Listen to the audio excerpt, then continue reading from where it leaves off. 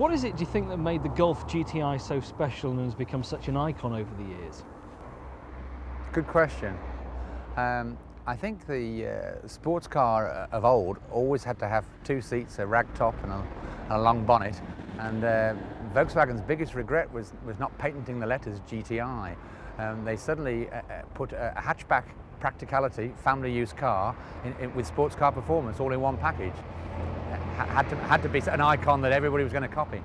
If you're going to look for one, what do you need to look out for and be aware? I mean, quite a lot have probably been victims of clocking. What are the telltale signs? I think a general looseness in the car. You should find that these cars up to 80,000–90,000 miles are still very tight in the gearbox. The whole car should feel very taut. It shouldn't have a tremendous effect on shock absorbers and springs. It should still feel very much there. If the car generally feels as though it doesn't pull very well, if it feels soggy, all the usual things that you'd expect on buying any second-hand car, is usually a pretty good giveaway. Old benchmark was steering wheel losing its grain, but power steering masks a lot of that these days. They hide the miles well. Finding a good Mark II or Mark III GTI is fairly difficult these days, isn't it? Well, there's plenty of them around and they'll see high miles, but the problem is most of them have seen the high miles. To get something with nice, sensible miles on, which of course everybody wants from condition to long life, is hard work, because these cars, when they're new, are bought largely as work vehicles. You see them going up and down the motorway every day.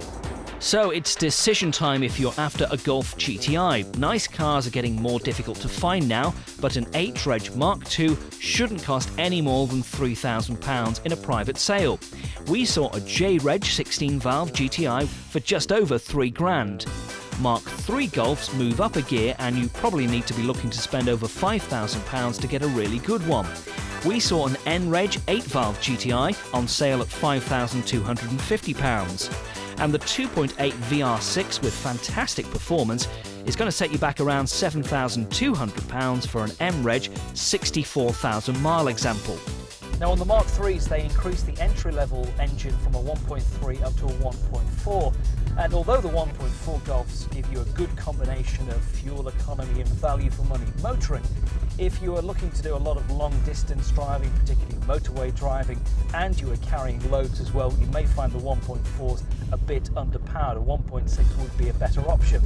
If you're looking for a great combination of fuel economy and performance, then look out for the turbo diesels. The Mark III turbo diesels are remarkably good cars, and you get fantastic fuel economy. We're talking about 50 to 60 miles to the gallon on average from a car like this. Absolutely brilliant, and nothing really compares to that.